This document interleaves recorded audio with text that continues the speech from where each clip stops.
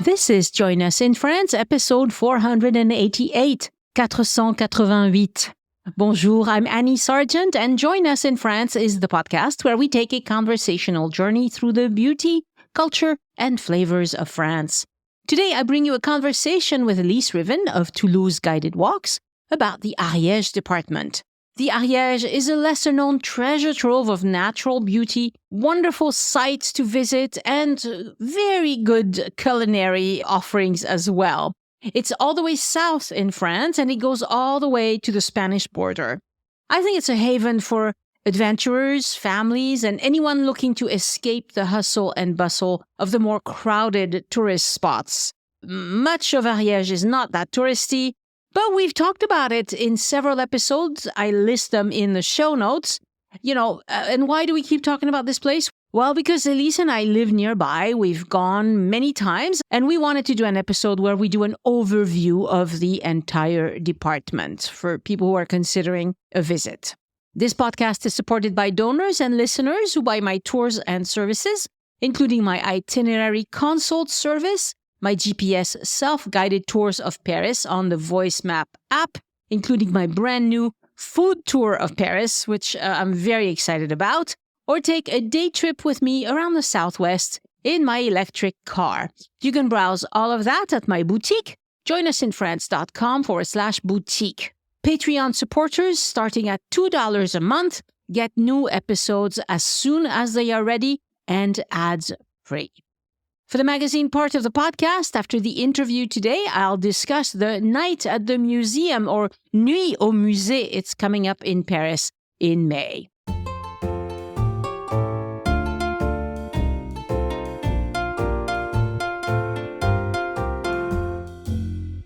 Bonjour, Elyse. Bonjour, Annie. We have a fun conversation today. We're talking about the Ariège department in our part of France. It's beautiful, scenic, but not very touristy. Touristy for outdoors things, mostly. Right. So this is a haven for Francophiles who are also people who love an active vacation, such as bike rides, hikes, nature discoveries. Fantastic with people that have kids. It's a part of France that normally doesn't get super hot, but it could certain days of the year. You never know. And of course, it's an area we know well because it's very close to Toulouse. And so we've been there many times. But we wanted to give you the rundown of all the great things to do in the Ariège department. It's a department it actually starts, as Annie has just mentioned, very close to Toulouse. It actually starts about 20 kilometers away from Toulouse, technically. And it goes into the highest part of the Pyrenees Mountains. And it is fronted, or bordered, if you wish, by Spain and the tiny little kingdom of Andorra, which is an anomaly, we can say, on the south side. It's fairly big. It turns out that 40% of it is considered to be a regional park, which in France means that it's got a certain amount of preservation, but unlike big parks in the United States, for instance, it includes towns and villages and things like that. That doesn't mean that it's a park where there's nothing in terms of commerce or building or anything like that. It's just... Right, because in the U.S., I learned when we were visiting the Appalachia that I think it's called the Big Smoky Mountains. There's a park in there where they actually removed all the people that were there to create the park. And in France, they never do that. No. Right. They kind of put strong restrictions on development, but they let the people who are there live there, Exactly. So it's a department that is very varied in its geography because the part that's the furthest north, closest to Toulouse, is relatively flat. It's not completely flat. It's like little rolling hills and nice, very soft little valleys. And then you get into the part that's the foothills, and that's where there's some very interesting things to do and see. And then you get into the high mountains, and it covers a vast territory because it really, on the eastern side, the department to the east of it is the Aude, and you're already in a more arid kind of climate. And then on the west, it goes into the highest and wettest part of the Pyrenees, which really top over 3,000 meters. So it's big. It's not that developed. It is a department that historically had a massive emigration at the beginning and the middle of the 20th century, even before World War II. It was very poor. It was very rural, which of course it still is. And so there were masses and masses of people who left. This is typical of most places, I guess, in the world anyway. And a lot of them went to the cities. And then a lot of them went to the United States. It's ironic. But if you go to New York City, for instance, a whole lot of the French restaurants there are Ariègeois. I don't think they went there being chef de cuisine to begin with, but a lot of the establishments that have come down through several generations are actually owned by families that left the Ariège to go elsewhere. Well, and it is true that if I had been born in the Ariège, I might not have thought this was an excellent place to stay for the rest of my life.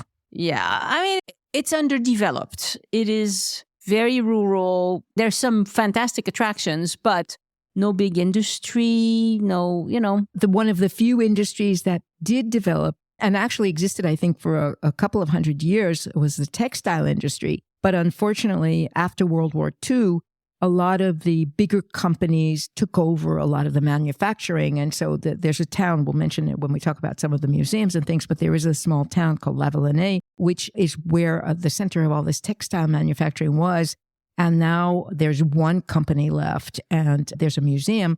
But it is true that with the changing in the demographics and the people needing to go where there were lots of jobs, a lot of these little towns and villages wound up being pretty much abandoned. And it's only when tourism really became important and agricultural green tourism really brought people back. Years and years ago, I met someone who was with a group of people. This is my first traveling through France. This is my hippie days, everybody. I met a group of people who had bought a village. Wow. In the Ariège. At the time, and I'm talking a long time ago, but this is like maybe 35 years ago, apparently there were these abandoned villages that the local government, I guess, was selling for a pittance for people to come and move back in and work on fixing up the houses as even country homes so that there would be life brought back into some of these valleys.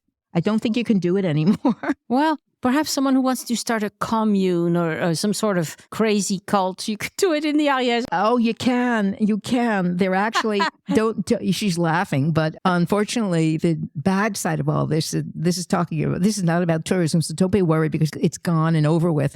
But about 15 years ago, there was a village that's actually not far from some of the places we're going to talk about that not only was just taken over by a bunch of crazy hippies, but became a cult. It was like it was run by some crazy guy. Bugarach? No, it was Mazat. Mazat. Bugarach is something else, yeah. Okay. No, that's in the Aude, right? Yeah, it's in the Aude, yeah. So Mazat. Massat, yeah. Okay. Yeah, and I don't know how they got rid of everybody, but it was one of those places where it was like out of one of those horrible Stephen King books or something like that. They're not there anymore. Everybody, don't worry about it. Hey, listen, I'm in the middle of listening to The Stand again. What a book. Is that Stephen King? Yes. Oh, he scares me. I don't read him. Most of it is not that scary. It's just, he creates really weird situations. Yeah. Anyway, the Ariège is really homey. I guess since I have friends who have summer homes that they go to regularly because it's really within an hour's drive to get to a lot of the pre-Pyrenees. Lots of people have nice little places that they've either worked on or, that kind of thing, that go there even for weekends because it's really not that far away. So it's an area that is kind of user-friendly, I would say. It's not spectacular unless you're into really high mountains and going hiking in the, above 2,500 meters. And some people do. I mean, it's just beautiful, Sure. But otherwise, it's nice. I like it there. It's green most of the time. And it's got lots of interesting little things to discover. Right. So we'll talk about, maybe I should mention this right away. I looked in Komoot, which is the place to go if you want to look for hikes and bike rides in France, but I'm sure in many other countries as well. And they list something like, I think it was 93 easy loop hikes in the Ariège. And there was something like 290 something intermediate and perhaps 70 or something that were expert hikes. So when they say expert, I think they mean that you need to bring equipment and things like that. Lots and lots of hiking, lots and lots of mountain biking. And you can really find a gîte in the Ariège for not very much money.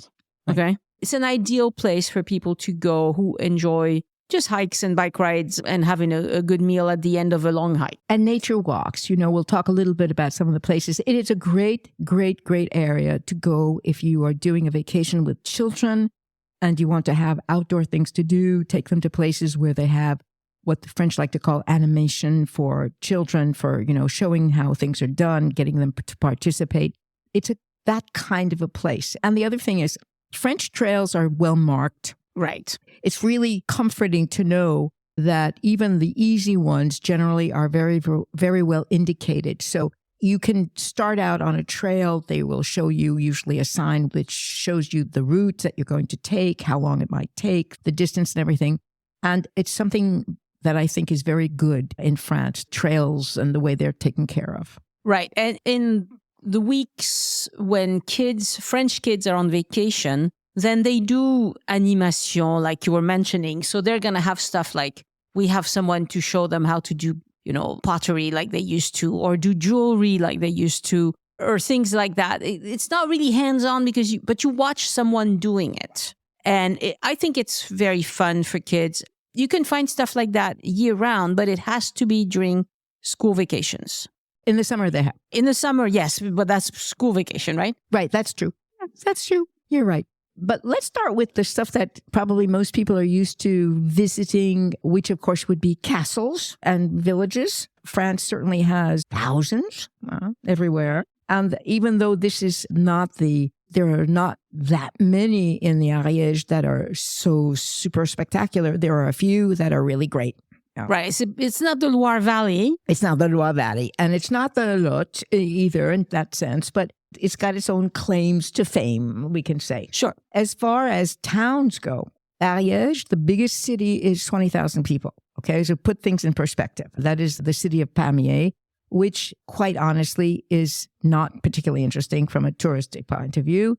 Right. No, I was there. I looked around a little bit not that long ago. Like all French towns, it has a few streets in the city center that are okay, but the rest of it, And they have one very famous composer, Gabriel Fauré, who was born there. His house is there. And they've talked forever about doing a museum to Gabriel Fauré. And it doesn't seem to be gaining speed, which is unfortunate because he is, in my opinion, one of the very best composers out there. Just love everything he's ever done. Pyrenees, it turns out, it's interesting because it's not the county seat of Ariège, but it's the economic center. It's where there's the most business, where there's a certain amount of high-tech business that's set up there, and they have these huge shopping centers. So if you can imagine a huge, huge, huge county where the biggest town is 20,000, gives you an idea of how rural it is, right? Right. And Foix, which is what we'll talk about because it has some super things to see and do there, is further into the foothills of the Pyrenees, and that is the préfecture. So how do they work that out? I don't know, but they didn't give it to the biggest town. They gave it to the one that's the most spectacular. I have no idea why. They fought over it. Who knows? They tossed a coin. I have no idea, But Foix is the ancient capital of what was Count's, whole area in the Middle Ages. So it has a huge, huge, huge amount of history, medieval history going up through into modern times. And it's famous for its castle. Right. Which we went to last year with our boot camp group. It's fabulously spectacular when you come in driving a bus car. It doesn't make any difference, actually, I think even by train, because it's sitting up on the top of this rock and you have a background of the landscape of the Pyrenees. And it is really, of course, it's been restored and it's visitable. Right now, part of it is closed for making it accessible to handicapped, but it's been very, very well restored. And it is a perfect example of what was in the Middle Ages a real fortified castle with all of the accoutrements of a fortified castle to defend itself, for fighting with everybody. Right. So the only reason why we're not going back to Foix with a boot camp in 2024 is because they, like you mentioned, they closed it to make it wheelchair accessible. And I think it's closed until, July or something? I think it's closed till the beginning of July. Right. But otherwise, we would have gone back. And I just drove through there twice this week because I had to go back and forth to Spain. And I always drive through, well, not always, but usually I drive through Foix.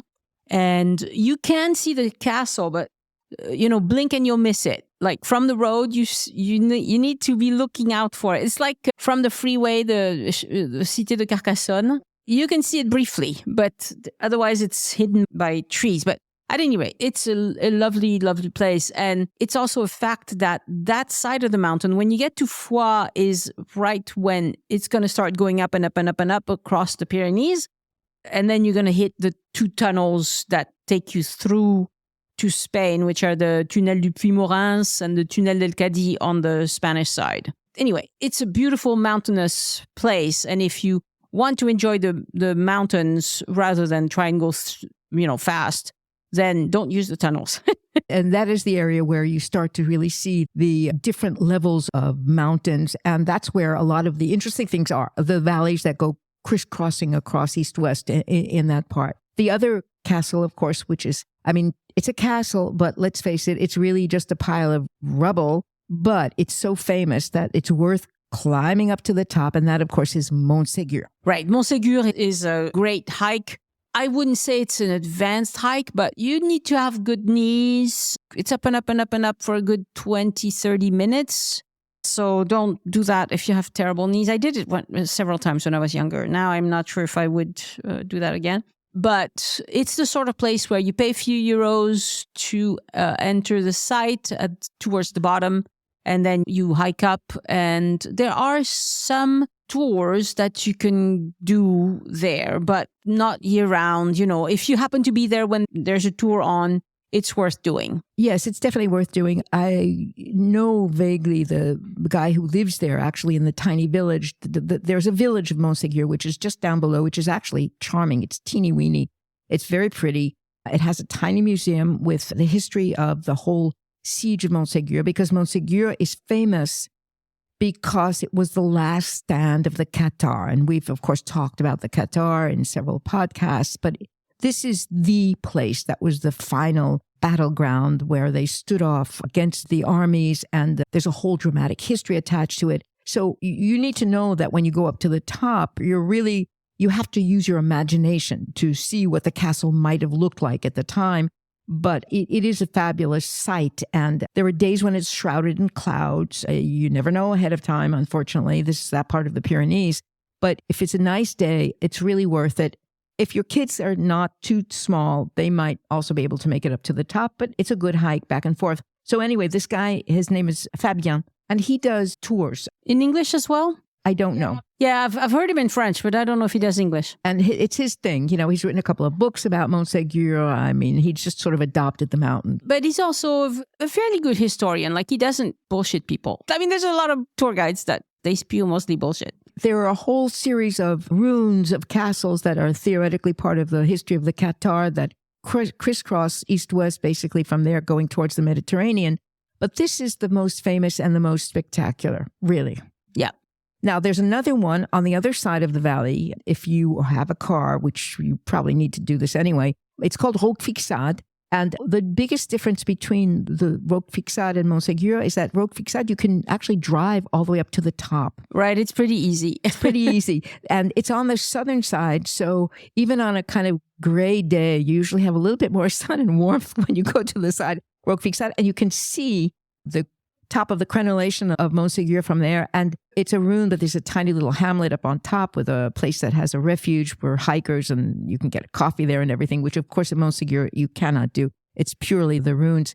And it's kind of neat if you have the time to just go down and go up the other side and do the other. It gives you a perspective and try to imagine what it was like in the 900s, 1000s, when these people lived like this. Oh my God, we would never be able to do this now, It would be rough on us, yes. It would be really rough on us, huh? Yeah. Yeah.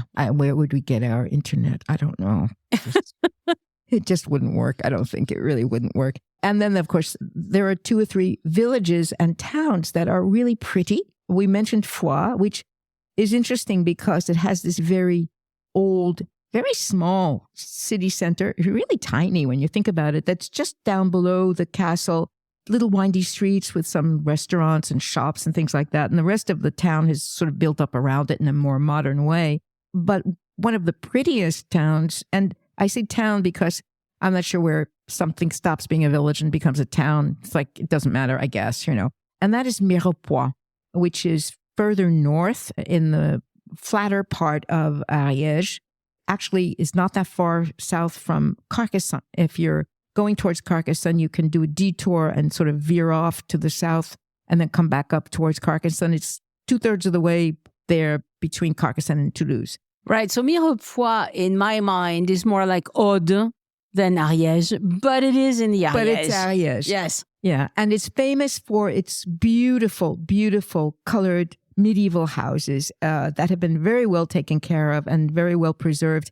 It's a very good example of the medieval towns that were started actually in the 1200s because of the war with the Cathars. These towns that were called Bastide, and we talked about a few others, but this one is incredible because it's kept its original grid system, you know, straight, rectangular, crisscrossing streets. And it's maintained its well-preserved houses on all of the streets in the old city center. The market square is huge, and it's very famous. There's this huge market one day a week.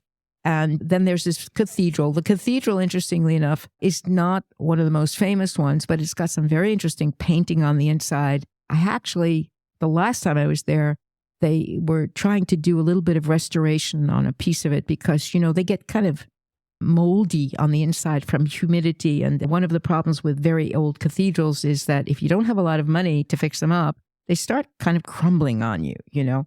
Yeah. They do. Mirepoix does a fête médiévale every year. I think they also do a theater festival at some point.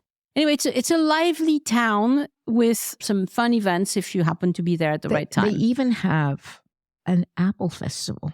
There you go. For people like me who love apples, you know, it's like perfect. It's perfect. In the fall, I think it's in September, they have an apple festival. This is a small town, but it's a very lively town, and it's not as wet as the rest of the Ariège. Right. And it is a center of tourism. This is a place, there are lots of people who have secondary homes in and around this area. It's a place where it's easy to find someone who speaks English, which some people find great, lots of people don't. But it is a good place to go to find out about a place, maybe to stay, to rent a gîte or to rent something else, because it is a hub for this kind of thing in the area. Yeah, you know? Definitely. And just to mention a couple of others that are very, very tiny, but are very pretty, that are very close by. One of them is this very pretty, tiny little village called Camon, which is famous for having beautiful roses in front of every single house. People go there. There's a rose festival at some point during the year.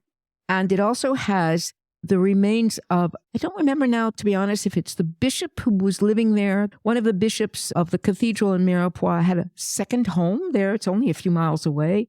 But it's actually partly occupied still. It's a Renaissance house. It's absolutely gorgeous. And there are a few days a year when it's open to the public. So it's very pretty. It's just kind of off to the side. It's just a couple of miles outside of Mirepoix. And in the other direction, a very special place, which hopefully will reopen, called Valse, which is not even a village. I think there are 5 houses there. It used to be a bigger village, but it's famous because at the beginning of the 20th century, they discovered that there was a troglodyte church there. Troglodyte meaning, of course, it's underground or carved out of the rock.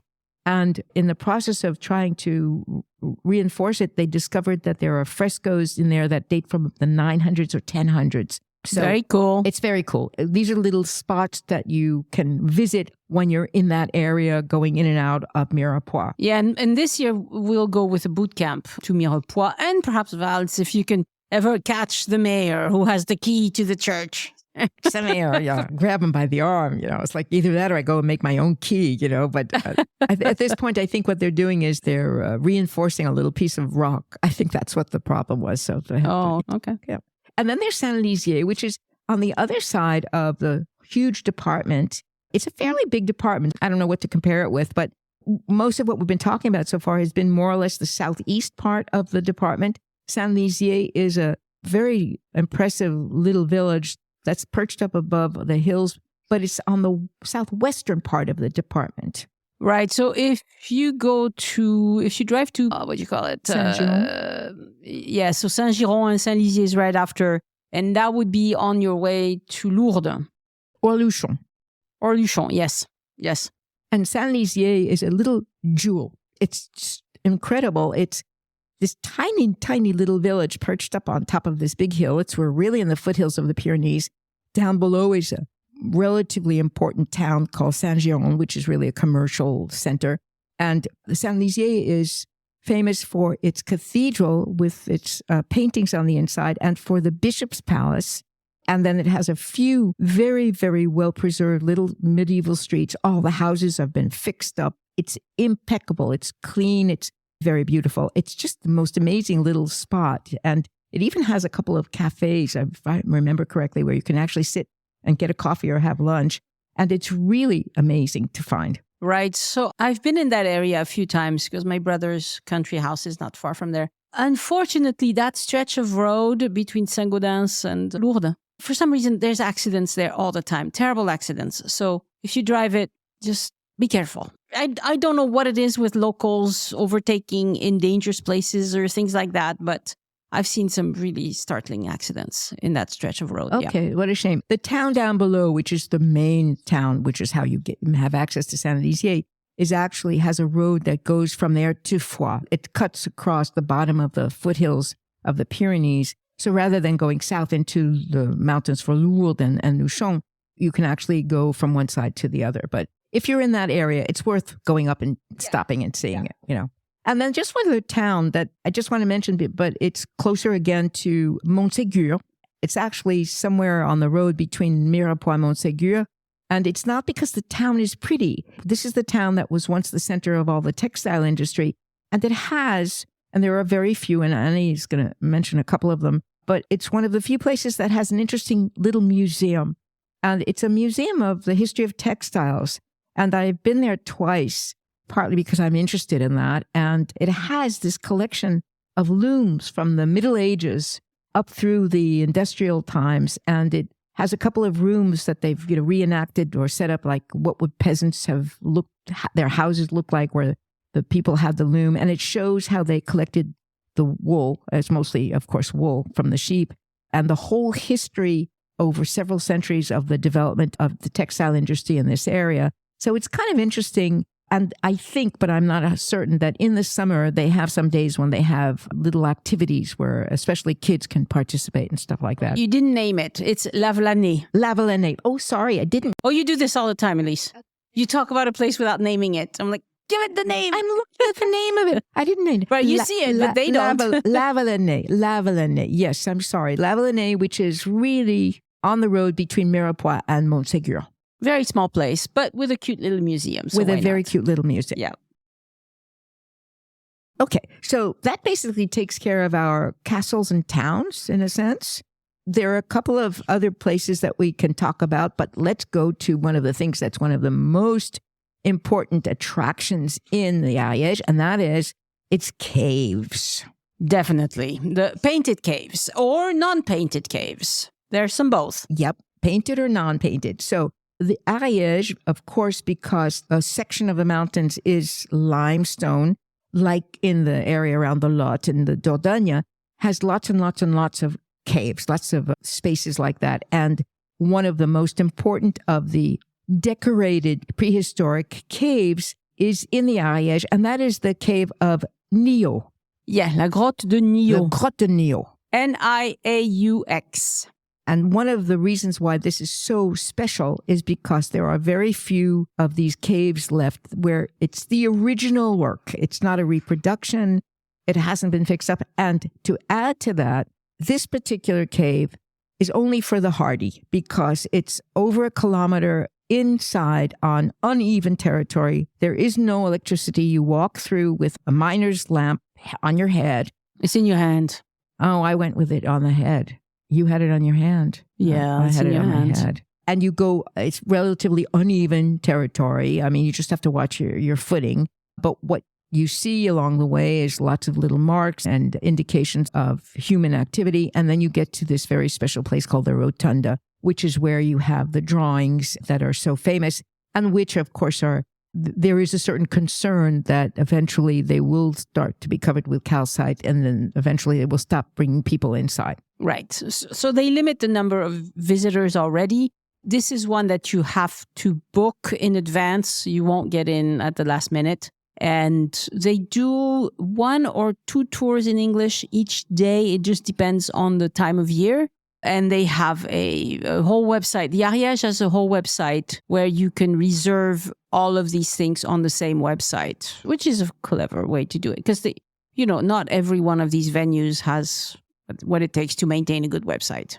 No, and this one, I went back to the website the other day, and it's interesting because they have what in French would be an avertissement. It's a warning. It just tells you if you are not able to do a certain kind of walk on your own, you do not go in. I went in quite a few times when I was working with different groups, and I knew one of the guides there's specialty guides that work in this cave. And this is one of those caves. They're ultra serious. If anybody does anything wrong, they just take the whole group and take them right back out of the cave. Right. And there are some minor difficulties, like when there are places where you have to bend down and step up at the same time, which is not something most of us do. So if you're not super coordinated or if you have balance problems, it's not something I would recommend. However, if you are able to do this kind of walking, it's fabulous because it gives you an idea of what it must have been like for the people. This is late prehistory. So we're talking 10, 12,000 years ago, the more recent part, if you want to call it that. And the fact that they would go in this far into a cave to do these drawings. And they did it apparently with a ceremony because the guide will have you make sounds because there's perfect acoustics in this enormous underground cathedral is what they like to call it. So clearly there was some kind of ceremonial aspect to all of this. So it's really wonderful if you're able to get into this cave. Right. And they didn't live in the cave. They just went in to paint. We don't know why, but they did. I think it was their church. I don't know. That's my idea. Perhaps. Something like that. Across the valley is something that most people don't know about. It's the corollary to it. It's called la vache, the cow. I've been there. Yeah. And it's neat because it's a small one. And this is one where they found remnants of the fires that they made because most of these groups lived not deep inside a cave when it was wintertime, but they lived at the openings. They took shelter in some of these other kinds of caves. And then, of course, they were nomads because they went with where the herds of animals were. But it's fun because they have a small collection of the objects that were found at the time. So they assume it was the same group of people that, in fact, went across the way to go to their ceremonies, Right. So they found tiny bones. I'm pretty sure it was in La Vache that they have lots and lots of thickness of snails because they ate snails. I mean, you can catch snails, right? They're easy food. Snails and rabbit bones, if I remember correctly. Yeah, rabbit bones, I think so as well. So it's an interesting place to visit, and you need to do a tiny little walk up the hill to get to the entrance. It's not open year round, so check the website and all that, but it's a fun little visit. And in conjunction with all of this, and by the way, if I remember correctly, you can do this on the same ticket. You can get a ticket for the Parc of the Préhistoire. Which I've been to as well. And this is really wonderful if you have children, because it's not only have they reproduced inside in a way that's to get an idea of the size and the layout, they have reproduced what we could call a miniature version of the whole cave of Neo. But of course, it's big, anyway, you walk through these hallways. But outside, they have acres where they have all of these activities, and they show how people lived in the prehistory and how they made their food and how they prepared the leather for clothing and how they made fire and all of this kind of stuff. And it's really fun. This is where you realize they were hardy. We are not. No. Well, maybe if we had to be, we would be. I don't know. But I suppose. Necessity, right? But it's really a lot of fun. There's even a cafeteria there. It's a place you can stop and have a quick bite to eat. It's very, very well done, and it really goes in conjunction with a visit to the caves. And if you can't, for whatever reason, go actually into Neo, go there because it will give you a good idea. Yeah, it's a fun visit, especially with children. But I went. I don't remember if I went with my daughter when she was. Well, maybe she was 15 or something. We still loved it. Yeah. It's fun. And then on the other side of the Ariège, on the southwestern side, we have Mas d'Azil. Ah, yes. And Mas d'Azil is also very well known, but of course, it's a little bit different. I don't even know exactly how the correct word from a geological point of view. It's an enormous opening in the mountain. The river dug it through. The river dug it, right? So it's this huge opening. I was just back there 2 weeks ago. I was checking it out for us. It's a site that's visitable, and it is a site that the people in prehistory lived in. But to be honest, it's interesting to do if you've already seen some of the decorated caves, because basically the visit inside just shows you the different levels of this enormous cavity and where the different groups may have lived and things like that. But there's no decorated walls. There's no painting or designs or marks or anything on the walls. And they simply have reproduced they've made some photos to give you an indication of the objects that may have been found, because this was a place where a lot of these different groups actually lived. And the town of Mas d'Azil, which is very cute, actually, a very nice, a charming little town, which is a mile away. It has a small museum that is open in the high season, and that is where they have put many of the objects that they have found inside the cave of Mas d'Azil. Yeah, so you can actually drive through that, and I think that's one of the problems is they need to get rid of the cars again, because when you're inside, what's left is a river with a sidewalk and a road. And I think they should just get rid of the cars, and it would be much more pleasant to just enjoy the river without cars zooming by. Yeah, well, they can't because it's the access to the town. Yeah. But this time when I was there 2 weeks ago, they take you up all the way up to the top. They show you the different levels because apparently at the time that the people lived there, we're talking again 10, 12, 15,000 years ago, the access in was not exactly the same as it is now. But it was interesting, but it's certainly nothing like going to Neo or something like that. Right. Yeah, it's a secondary. Yeah. If you've seen everything else, perhaps. Yeah, exactly. It has a nice little picnic area along the river. I mean, it's just, it's that kind of a stop. But if you're looking for something to get an idea of what we talk about when we talk about the decorated caves, no, you need to go to Neo. Yeah. And then the Ariège has other caves. So I'm just going to mention two. One is La Bouiche, which is not far from Tarascon-sur-Ariège, which is the town you go through to get to Neo. And also the Parc de la Préhistoire is right there. And the Parc de la Préhistoire is right there. And it has an underground river. And it turns out that this is the longest underground river gallery so far that has been discovered in Europe. Mm. So we mentioned the one up near Rocamadour. Yeah, Le Gouffre de Padirac. This one is similar in that you can go in and take a boat ride on the underground river. And it has these absolutely gorgeous, formations and things like that. And it's pretty cool. Yeah, I've done it. It's very cool. I recommend it. Yeah. One of the things about this is that it's great to decide to stay in this area for a few days. And then there are lots and lots of different things you can do. Yeah, you do one a day. And then the rest of the time you hike or you do nothing. and you eat, which is great too. Yeah, we like that. Yeah. And then there's one other cave in this area that I've actually visited called the Grotte de Bédéac. And this is known for its formations, for its stalagmites. It's close to Foix. Both of these are pretty much in the same just general area. It has a few marks left by, handprints from prehistory, but basically it's a very beautiful cave.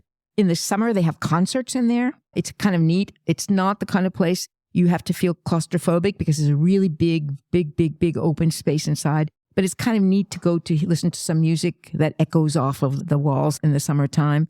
And I remember this is quite a number of years ago, going in there and somebody was telling me that because the opening is so enormous that in World War II, there were a few planes, this is the beginning of the World War II when they just had these small little planes. When the Allies came into this part of southern France, they hid some of these little planes in there before they use them to take off and give supplies to people. I'm not even sure what they did, but little histories that are attached to places like this. And then a place that's one of your favorites, the Foix Castle. Yes. So I really like that place. It's kind of a park where they try to... So they had a forge. They have a massive hammer that still works. You can see it in action. And what they do is they block off the water in the stream that runs by the house. And then they let go of the water all of a sudden. And it activates this huge hammer that can shape anything into anything. And it's a very beautiful place. It's a place where they explain how people used to, all the paysans, all the agricultural workers would bring their tools to be sharpened or fixed to this area. And they also have workshops for kids where they show you things like pottery and all different things. It's fantastic with kids, I think, because... And again, it's not open year round. It's not open every day. I have to go to the website and make sure it's open. But I thought it was a great visit because it helps you see what it was like. And it's the sort of place where you go, you spend 2 or 3 hours, you bring your picnic, and then throughout they give you a schedule. So at this time, they do this workshop. And then half an hour later, there's another one, etc. And so you want to stay a little while to enjoy all the workshops. I thought it was great. I remember, I've only been there once, I think, but my husband loved it. It was like, it was all this kind of metalwork and then woodwork. And, it really shows you the inventiveness of humans before we had, the hydraulics and all the stuff that we use today that makes life a little bit easier for things like that. It is pretty impressive. A lovely place to visit, really. And you don't get to see metalwork up close like that very much, but there you can see it. They actually work the giant hammer. Do you remember if they sell any of the things that they make? I don't remember. Probably because I remember them explaining about nowadays, if you, how do you say pioche in English? Anyway, you used to get them fixed, and to get them fixed, you had to go to a place like this, but nowadays you just buy a new one. Right. Which is kind of unfortunate. I think the only forgerons and forges that still exist are for making horseshoes, I think. It's a pickaxe. Oh, pickaxe. It's a pickaxe. Oh, wow. Okay, talking about houses and things like that. We're going to now, basically everything from now on in is really about nature. And a town that I actually didn't mention, because I was going to, I guess, include it in the part that talks about hiking and skiing. There is another town in the Ariège called Aix-les-Thermes. Ah, yes. It's up in the mountains on the way to Andorra. It's fairly high up. It's famous for its thermal baths. That's why it's called the Aix-les-Thermes. And for being basically the hub of all the skiing and the serious hiking in the southeastern part of the Ariège. And last time I went through there, it was snowing. Yes, it gets lots of snow. We're in serious mountain country. It's very interesting. I don't know. I mean, you can't really say it's beautiful, but it's typical of a really nice, lively mountain town. There's one day a week that has a market, which I've been to. It's really fun. It has lots of hotels. It has the thermal baths. It has lots of shops for people who need to get stuff to go hiking or skiing. It's a major center for all of this. And if you go from there on this very windy road, you get to a park that's called La Maison des Loups. There you go. I went with my husband once. He takes me on these roads and I go, oh my God, where are we? And we're going to fall off this cliff and that'll be the end of it, And lo and behold, at the end of it is this nature preserve. And it's an interesting center. It's actually a center that's for preserving wolves from all over the world and for doing research on them genetically. But at different times of the year, during the holidays and everything, it is open. And it's a great place to go with children and not just by, I am fascinated by wolves, so I want to just go and say hi, Yeah. But it's great. It's a whole big park with, a whole bunch of acres, and it's a fascinating nature site to visit. I haven't been, so this is one I should go because, It's got educational things, and it explains about the lives of wolves and how they're not these big bad animals and stuff like that. And they're kind of neat because they have wolves from all over and the Canadian and American wolves and the Siberian wolves. And I don't know if they get along with each other. I hope so. And then we get into, of course, this is the other half of what it is to be in the Ariège. Just mentioning a few things. I mentioned very quickly at the beginning, 40% of the department is this regional park called the Parc Naturel Régional des Pyrénées Ariégeoises, which means it's got a certain amount of protection. It's kind of like the Bureau of Land Management would be in the States. There are villages, there are gîtes, there are all kinds of things inside this area, but it's a vast area. It's got some of the skiing sites, it's got some lakes, it's got valleys, and it goes high up into the mountains. Just to mention very quickly, there are 2 lakes. One of them is the Réserve d'Orlu, which also has hiking trails and an animal sanctuary and a few tiny villages and some gîtes that are inside this area. It's a really beautiful part of the higher part of the mountains, but it's not inaccessible. And in the summer, there's actually a shuttle that can take you, if you want to go and do some serious hiking, they actually are nice enough to take you to a starting point higher up.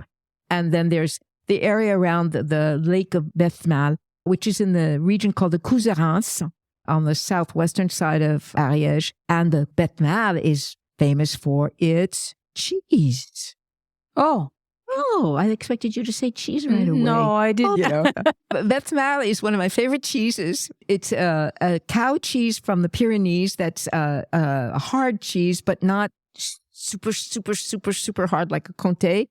It's a little airy inside. It's very delicious. I really love it a lot. And it's made in the town, the little village of Bethmal, which is right on the lake. It's very pretty. I've walked the lake a few times. What's nice here is that if you go, you can do a cheese tasting. You can see how they make it, but also it gives you an idea of what a typical Pyrenees town or village looks like, because they have a special kind of architecture, which of course you know from your brother's house and area too. That's very specific to the Pyrenees. So I've had Bethmal cheese. It's just not one of my favorites. It's like a tome kind of cheese. It's like a tome, but with a bit more taste. And now, maybe because there's more demand for it, they also are making a Bethmal that's made with sheep's milk, not just with cow's milk, which... I might like that better. I'm not sure. Sheep's milk is always sharper. It's always a stronger taste in the end. But it's a very nice little area. And this is a place where if you go down into this valley, because you go up and then down into the valley where the lake is, you have 2 or 3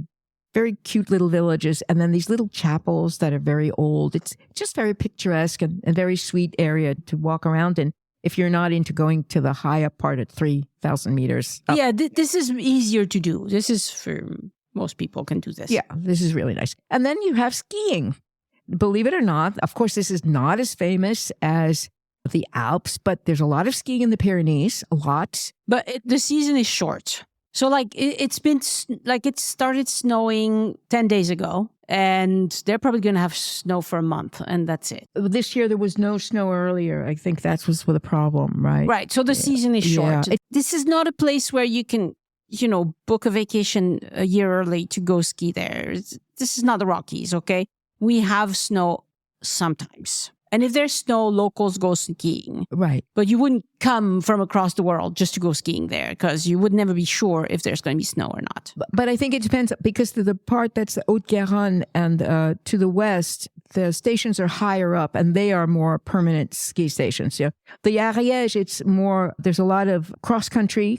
They're smaller stations. They're not stations for people who are super expert skiers, I think. There are 2 or 3 close to Aix-les-Thermes. Font-Romeu is, I think it's technically in the Aude, but it's that whole area.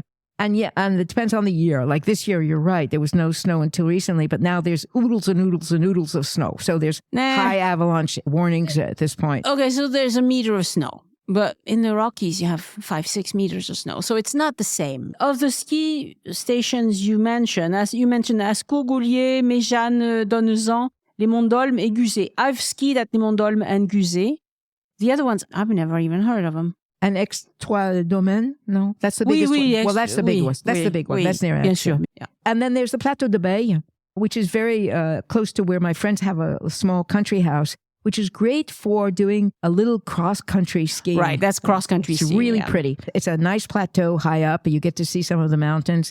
It's family skiing. This is, it's not super serious. My stepson is a ski monitor in Courchevel. I don't talk about the Rockies. I talk about the Alps because that's what I know. Right. But there's more snow in Courchevel usually. Well, the Alps, usually gets a lot more snow and it's a lot more serious, downhill. Although there are some stations on the western side of the Pyrenees that have more skiing than these stations do. But it's kind of nice. It's just I would say it's all very low key. Yeah. If you're around in the wintertime and you want to get a little feel for these kinds of things in the Pyrenees, and you're not here on a vacation that's just for skiing, you're not going to go to these places for that. All right, we got to get back to the food and then call it a day, woman. Food. Okay. Talk about food. Okay. The beth mal and the cheeses. Le mouli, which you probably would like more because it's a little bit sharper than the beth mal. Again, these are not your favorites. No, mountain cheese, not so much. I like them. See, I like them. It's like the comté I like. So the three mountain cheeses that are harder are the beth mal, le mouli, and the tome de Pyrenees, which is very creamy and very, very mild. It's the least tasty in the sense that it's the creamiest, really. And then you have la croustade. Yes, I like that. Yeah. Well, we both do. What can you do? It's sugar, And then they have, I didn't know, I've never had it. I wonder if it's good. It's called a velouté de châtaigne. Have you ever had it? I've not had it, but I'm sure I would like it because I like everything chestnut. Oh, you like everything chestnut? Yes. Okay. See, you have to like everything chestnut. That's not my thing. Yeah, I don't know why. Okay, I can take it or leave it. And then the last thing, I don't know how to pronounce it. It's the Ariège version of cassoulet. Well, it looks like mougetade to me, but mougetade is what I would say. We'll call it mougetade if you want. That's fine. It's exactly that. It's the Ariège version of a cassoulet. Don't ask what the difference is. I figure it out. I don't either. No, but it looked pretty good when I was looking at the pictures of it yesterday. So in summary, my friend, lovely place to go for a leisurely vacation, especially for families, especially for people with young kids that want to have a little something to do every day, an outing that we can go do as a family every day, but that also want to take it easy and perhaps enjoy a swimming pool time or some good meals or make crepes together or something, like the sort of low-key vacation that we enjoy in the Southwest that I think would suit lots of people as well, but not the sort of place you go because, you need to check things off your list. It's a low-key, lovely area. Absolutely. And it's less expensive than a lot of other parts of France. True. And lots of places to rent. Right. Lots of these places because lots of French people have a family home of some sort, and sometimes they don't use them very much, and sometimes they rent them out. And they have Gîte, and they have Airbnb and all that kind of stuff, pretty much everywhere. Yeah, not a lot of hotels. This is the sort of place where you should plan on cooking for yourself, going to the local stores, making your own stuff. There are some restaurants and some hotels, but not lots of them. If one of the things I had done is look at how many visitors does the Ariège get every year. Well, of all the departments around here, it's the one that gets the least. Yes, it gets the least because, Haute-Garonne gets the most, surprisingly, because of Airbus. There's a lot of visitors that just come for work. Aude gets quite a bit. Pyrénées Orientales gets a bit. But the Ariège, not as many. I think you should go. I really think it's a beautiful place to go spend a leisurely week or so. Absolutely. Merci, Elyse. De rien, Annie. Au revoir. Au revoir.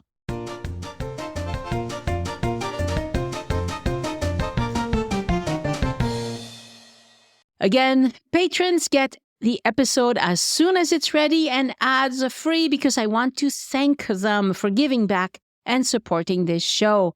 There are several exclusive rewards besides the episode ad-free, and you can see all of that at patreon.com/join us, Patreon. Join us, no spaces or dashes. And a shout out this week to new patrons, Kalina and Janet. And welcome back to John Schoenlein and David Whitehead. And to all of my current patrons, it's wonderful to have you on board in the community of Francophiles who keep this podcast going. Patreon just added a messaging feature, so we'll be able to message back and forth when there's things happening. So that's going to be exciting. And you can get to all of that through the Patreon app. You log in and a lot of things are going to appear that you can enjoy as patrons. To support Elyse, go to patreon.com/ElyseArt, ELYSART. And when you do, please don't click on join for free, because if you do, you won't help me or you or anybody else. Instead, choose your membership level of support, and it starts at $2 a month. Thank you, Isabel Cole Scott, for your one-time donation. Let me remind everyone that you can tip your guide on joinusinfrance.com. Look for a green button. Isabel wrote, Annie, I really appreciate your podcast knowledge and wonderful conversations with the many people you've had on your show. You do an amazing job and have found your calling. Your podcast has been so helpful to me in so many ways. Thank you. Thank you for the kind words, Isabel, and thank you for supporting this show. Somebody left this review of my Latin Quarter tour this week. Very nice way to explore the city. Highly recommended. The narrator is just perfect. Well, thank you. With the amount of information to keep one interested. And we actually pause in so many places to go inside churches and the garden. Just how we wanted to explore the neighborhood. Well, thank you very much, whoever you are. And you know what? I realize that most of you don't ever think, oh, yippee, I'm going to the museum and I will listen to the audio guide. No, you won't. If the last audio guide you listened to was 20 years ago and it was boring as can be, I hear you. I know that audio guides can be boring. I do not write boring audio guides, okay? I just don't. So try one and I think you will have a good time. Another review of the Latin Quarter. This person knows me from the podcast, probably says, Annie is just wonderful to listen to while walking the city. We would have missed so much had it not been for her. My wife and I are blown away. Well, thank you very much for posting that review. And if the podcast is leaving you wanting more, I offer 2 levels of itinerary consultation on Zoom. It's all explained on joinusinfrance.com/boutique. But yes, I'm still offering this service and still doing Zoom calls with people who need a consult about their trip just about every day. And that's a wonderful thing for me to do. I really enjoy my time talking to my listeners. The Nuit des Musées, Night at the Museum. It's back for its 20th edition, and it will take place in Paris and in a lot of cities in France and throughout Europe, as a matter of fact, on May 18, 2024. Some places will have special conferences, some will have shows, concerts. Most of them will be free and open to the public, but many require a reservation, so make sure you visit their website to see what's what. Here are a few of the museums that are participating in Paris. La Conciergerie, so that's next to Notre-Dame. L'Orangerie, next to the Louvre. L'Hôtel de la Marine, also not far from the Louvre, on the Place de la Concorde. La Bourse du Commerce, now we're on the other side of the river. Les Halles, and that's actually, if you walk my food tour, you'll walk right to the Bourse du Commerce. In the Marais, they have the Picasso Museum, the Museum of Jewish Art and History, the Swedish Institute, which is also in the Marais, the Centre Pompidou, Archives Nationales, Maison de Victor Hugo, and in Saint-Germain-des-Prés, they have the Polish Library, which I didn't know was there. The Latin Quarter, there's the Curie Museum, and that's not open very much, so it's fun that it's going to be open on that Saturday. The Grande Galerie de l'Évolution, which is a marvelous, marvelous place that I think anybody should go to. The Museum of the Paris Prefecture has a special event planned. I think it's going to be just spooky because it's about big thieves in Paris and murders and things like that. I've been to that museum. I should really do an episode about it. It's a very fun museum, but it's not open all that much. The Musée du Service de Santé de l'Armée at the Val-de-Grâce. So Val-de-Grâce is another beautiful, beautiful place. Not open very much, so it would be a great place to go. I think if I were in Paris that day, I might try that one. Or, I'm not sure, maybe I would go to the École des Mines. So that's by the Luxembourg Garden. Yes, I've been wanting to go to that one. They also have the Musée du Luxembourg is going to be open, the Musée de l'Histoire de la Médecine, Maison Auguste Comte, who was a philosopher. So philosophers have museums in France. How about that? The Orsay Museum is going to be open. Le Musée des Plans Reliefs, the Legion of Honor Museum, the Musée de l'Armée, where Napoleon's tomb is. The Canadian Cultural Center is going to be open. The Museum of Freemasons. Didn't know it was there, but there you go. Gustave Moreau, who was a painter. Anyway, I didn't list all of them, if you can believe it. Lots and lots of places are going to be open in Paris on May 18 in the evening. So most of these things start at 6 p.m. and they go till 9 typically, okay? So I hope you get to go. And if you are in Paris on May 18, look up the websites, try to get a ticket as soon as possible because they sell out. They will only hand out so many tickets for these events. My thanks to podcast editors Anne and Christian Codovan, who produced the transcripts. Next week on the podcast, a trip report with Joel Jocelyn. He spent 21 days solo in France. He went to a lot of different places, and some of it worked out great and some not so much.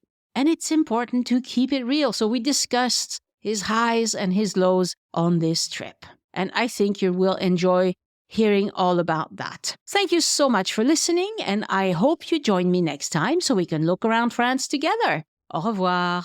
The Join Us in France Travel podcast is written, hosted, and produced by Annie Sargent and copyright 2024 by Addicted to France. It is released under a Creative Commons Attribution, Non-Commercial, No Derivatives license.